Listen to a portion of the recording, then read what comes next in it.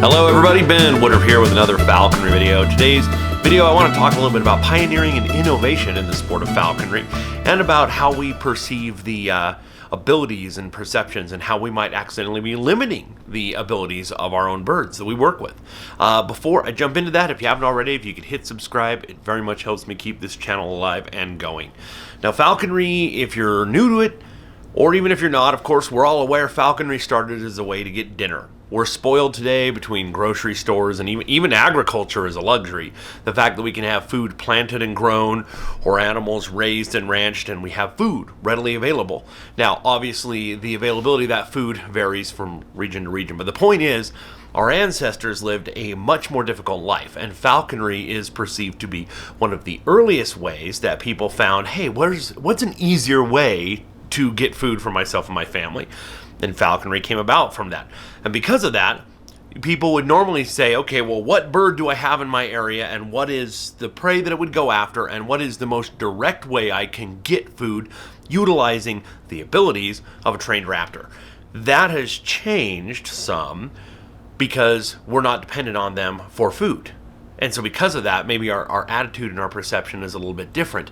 But the interesting thing about that is nobody was worried about how breathtaking the flight was, or how majestic or inspiring or entertaining it was. It was, or how exotic of a species were you flying, or how much higher did you get your falcon to dive from. Nobody cared. It was just about, how do I get dinner?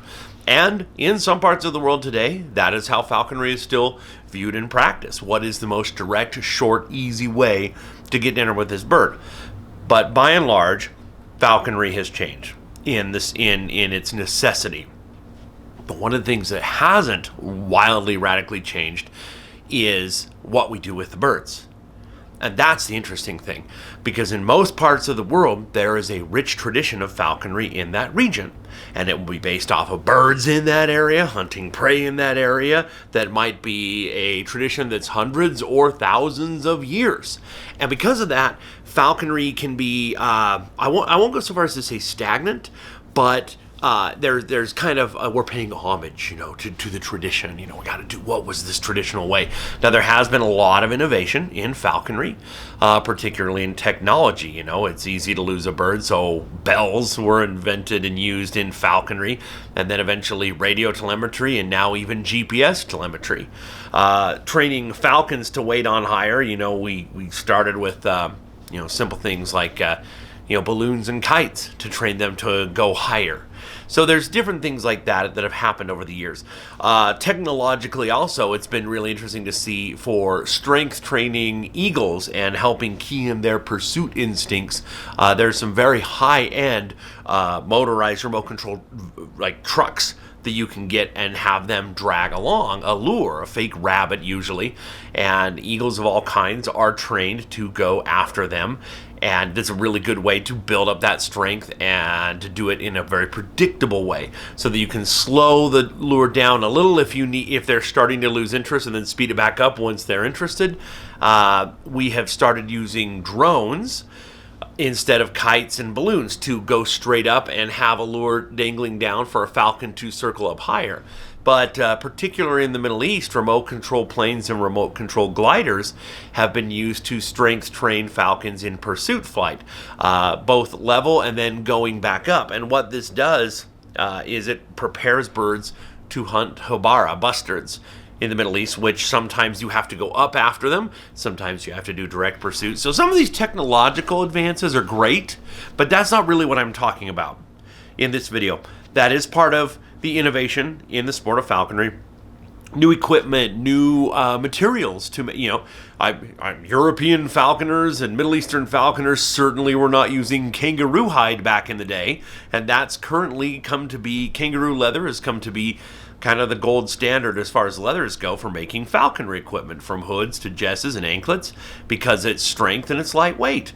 So there's always equipment innovations, there's always technological innovations, but what about the birds themselves?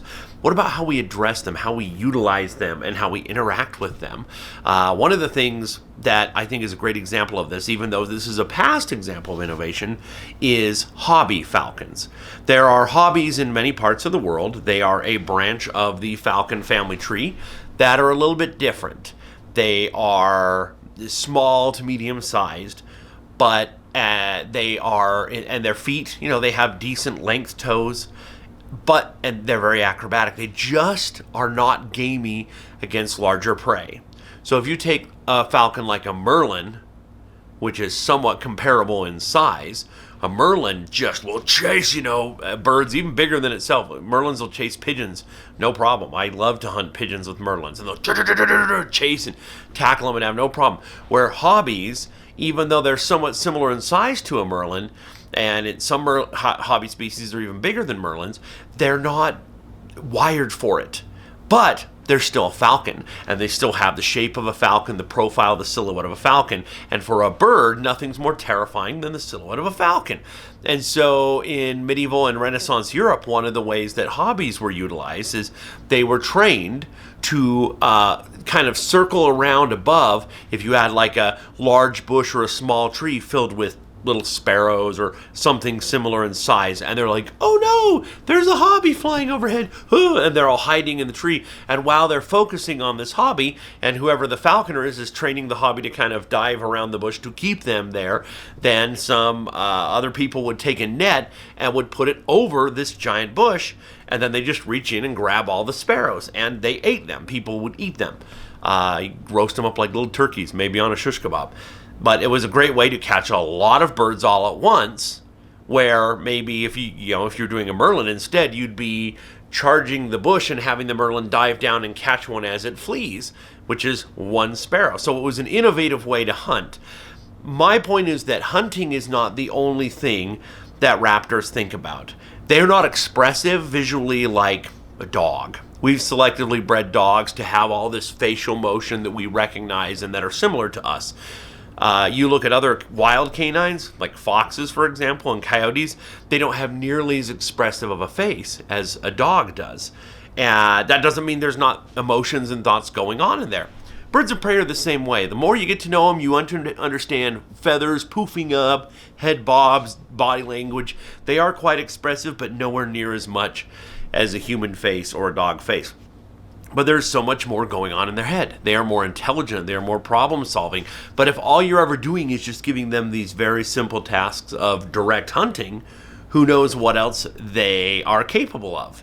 And I think it's interesting, some of the lure training techniques that people do can sometimes showcase that, where, point A to point B to point C, you do this, and then you get this, instead of you just do this and you get this. My thinking here is that we live in a fairly easy time compared to our ancestors. We can have the freedom to ponder, to ask ourselves, what are these birds thinking? What are they capable of? How intelligent are they? I work with parrots a lot at my work, and I can say that parrots are more expressive. They'll even speak our language. It is far easier to showcase and tap into the intelligence of parrots because they are reaching into our realm. They are expressing themselves and willing to, and capable, physically capable, especially verbally, to express themselves in some of our ways when we invite them to. So think of that as more like a dog, and think of a bird of prey as more like a fox or a coyote that still has all that stuff going on in there, but it doesn't have the hardware to visually express it. I bring this up because I don't have any specific ideas in mind, but what other ways can we train our birds? What other ways can we utilize our birds? What other ways can we give them enrichment and new experiences and have a joyful time doing so? I wanted to bring this up just as a principle, just as a point, because there's a worldwide audience and community of falconry online. And I would love to put that out there as a suggestion. What other things could we do? And ask for people's ideas. So please, if you have any thoughts, any suggestions, any brainstorms, I would love to get some discussion going on this topic of what other ways are we not training our birds, utilizing our birds, and working with our birds that we could try out new ways that could be totally different. It's interesting. You think about how dogs have been repurposed from, hunting animals to train them to be a guard dog and to help us hunt in our prehistoric days, to now you have things like you have drug sniffing dogs and cadaver dogs and bomb squad dogs and all these things that dogs have been trained to do these amazing things. You even see that there are branches of the military where eagles have been trained to take small military surveillance drones out of the sky. So you can have a trained eagle that'll dive down and catch a drone, take it to the ground. So there's all kinds of things that we are not necessarily the old traditional way that maybe still have merit, worthy of discussion. And even if you share an idea that doesn't come to fruition, maybe that sparks a brilliant idea for somebody else. So I just wanted to throw that out there. And I would love to hear your comments, your thoughts, your ideas, your suggestions, and your brainstorms. I hope you enjoyed this video and just bringing it up as a thought of discussion. And as always, happy hawking.